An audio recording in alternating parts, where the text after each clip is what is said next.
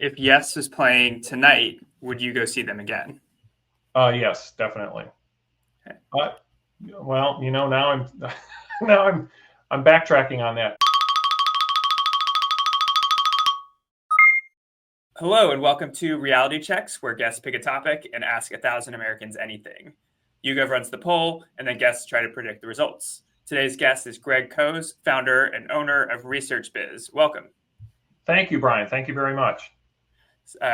Glad to have you. I know you're a research guy. The topic today, maybe not super research focused, but an important topic, maybe the most important topic to some, music. Why do we pick music? I have just always been a big fan of music, both playing it, composing it to some extent, and primarily, listening to it and enjoying live music. And just music is a huge part of my life, and it seems to be really important to a lot of my friends as well. Cool. Well, we can dig into the findings, and just wanted to confirm you have not seen these before. You're going to find out at the same time as the audience. I have not seen your findings in the least extent.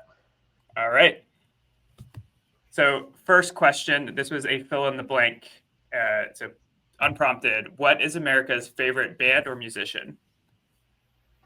This one was interesting and kind of tough for me, but I did a little bit of research. I talked to my wife, I talked to my daughter, and I feel like, some of the names that came up as possibilities were like Nirvana and Metallica, the Eagles.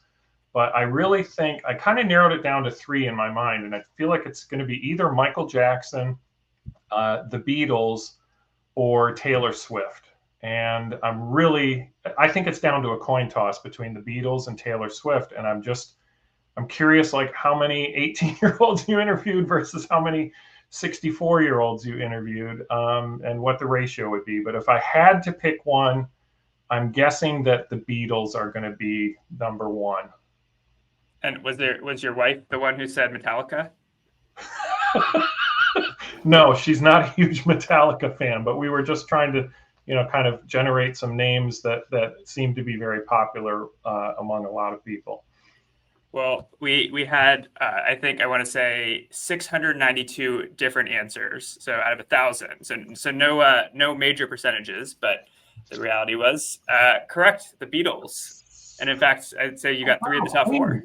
Wow, Queen, I didn't even think about. That is quite impressive. We also had, I want to say, like 0.7% wrote just Beatles. So it's an even more commanding lead, probably. Oh, okay. So those weren't rolled up into the Beatles total? Nope, this was just the exact answer as it was provided. Got it. Okay. So 1 for 1 so far. So this is one, I think this was the first question you had, which is you kind of had a theory that people of a certain age are like the average of when people discover their favorite band or musician. So I believe when you initially approached us, you said it was like 14 to 16 range. Was that what? I think so. And I've done a little more research that a couple of other studies have been done. And I think 13 has been mentioned before. So, I feel pretty comfortable that it's somewhere in the 13 to 14, 15 range. Okay. In this study, the research was that there were a percentage that had 13. I would say, yeah, I mean, you see what the results are. Yeah. Yeah. Does this match what you were thinking? Over half are between the 13 to 17 age. And this is kind of what I would have thought, because, you kind of grow up out of the, nursery rhymes and Sesame Street type of music that you hear. And then as you get, more attuned to popular music, and that there's a good likelihood that these are your formative years when you're a teenager and you're going through all the angst and learning what it is to be yourself. And I think that's when you attach yourself to a musician that you really like, and then you kind of build on their library, so to speak, and kind of grow up with them. So yeah, this kind of fits with what I would have expected. I'd be really curious to see like who are the artists affiliated with those who came to like them at an adult age, 26 or older, for example. That would be interesting too. I wonder if it's more like sophisticated music. That might be an opinion, but I know that we are going to publish the findings on the YouGov website, so I can add that to the write-up. Next one is, are men or women more likely to have discovered their favorite musicians younger?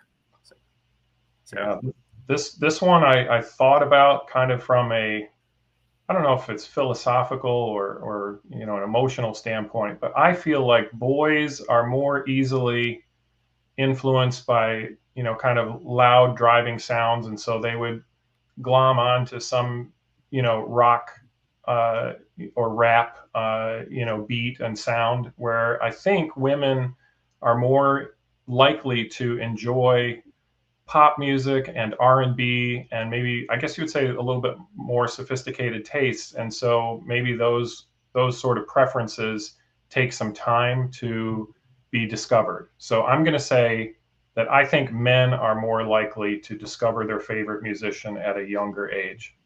Okay, it's a well thought out answer. You've used the word sophisticated twice, I've noticed, in the last probably 90 seconds. Sorry. And I think that you nailed that one. Woo! Yeah, all right. Yeah, so 59% are teenagers, essentially, among men, but only 45% among women. This is really interesting. Yeah, and I don't know if it's like there's an age for younger women where they're into kind of pop stars, and then still into pop stars, but as they get older, that person they're super into when they're younger, they're not as into. Yeah, yeah. I think it is. I mean, I don't know if I'm making the right, stereotypical generalizations or not, but I know among my circle of friends, the women are more likely to be interested in kind of R&B and soul and music like that, whereas the men can, kind of stick with more basic, kind of rock or alternative rock or things like that. Metallica. Yes. Next one is, what do Americans focus on more, guitar or lead singer? So this is, I think I sent a few questions in advance. We kind of simplified this one a bit. Okay. Yeah. I mean, I'm thinking it's got to be lead singer. I think that just more people like to sing along with music. They like the looks of a lead singer, and so they just be more attractive to that member of the band. Anytime you look at concert footage, I think the lead singer is on camera probably 2 times more than the guitar player. So I've got to go with lead singer on this one. Yeah, that one's a clear winner. Even the backup singer. Oh, interesting. Is higher than guitar. Yeah, I wouldn't have guessed that being in second place. Should have had that question. I think you've gotten them all right so far. Next one, a little trickier. So you see there at the end, bass guitar with a sad 3% forgotten bassists. Yes. So which generation is most likely to focus on the bass guitar? Yeah, I thought about this one long and hard, and I think that kind of like the greatest generation or baby boomers, they're probably more inclined to like Motown and stuff, which has bass, but it was kind of in the background in the mix. Then I think of like Generation X, and that's me. And I feel like we grew up with Walkmans, and that's when the bass really started like pounding in your ears, and you had bands like Red Hot Chili Peppers and Primus and Rage Against the Machine and stuff like that. So I feel like and then as you kind of get into the younger generations, I don't know what you want to call it, Gen Y or millennials or Gen Z. I just feel like bass has gotten less important as part of the rhythm section, and it's just kind of a component of a very more synthesized sound. So I'm going to guess Generation X if that's one of your classifications. It is, and it's correct. Woo!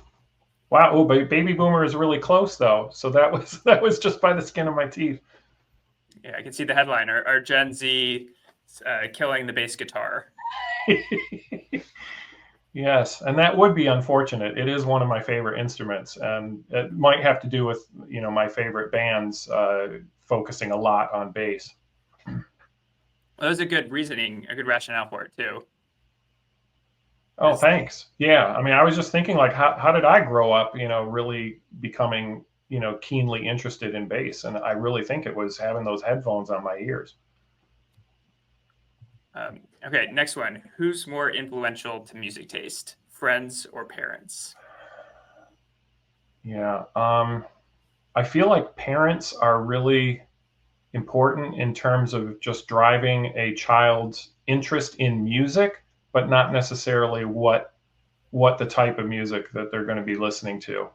I mean, I think about my parents, they loved Glenn Campbell and Hank Williams, and those are important to me, but I'm not big fans of that type of music. But then I think of my friends, especially when I was a teenager, that they would introduce me to artists or bands that I had only barely known or didn't know at all, and then really started to explore it. Those are the bands that kind of became, my favorites. So I'm going to guess, just on my personal experience, Friends. Okay, friends is the guess. The reality is, uh, obviously people say it's Ooh. themselves, but that wasn't part of the question. So probably Yeah. parents.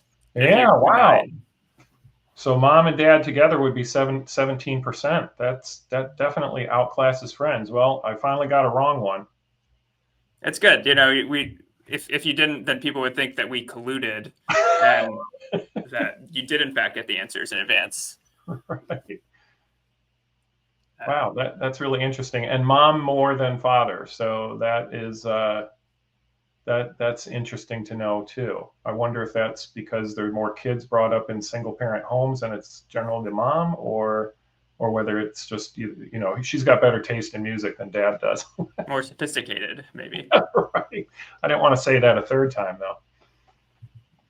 And then this is a final question. What's more important, lyrics or melody?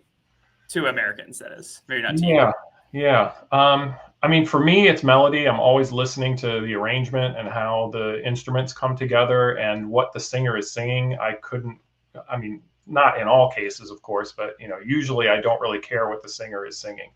But I think I am a weirdo, and that most people feel that they love to sing along to a song. They're listening to the lyrics, that the lyrics have strong meaning to them, that it might be telling a story that they associate with. And I mean, frankly, what's more popular? Karaoke, where you sing the lyrics and participate in that way, or like Rock Band, where you're trying to play a guitar or a keyboard or drums and match the music.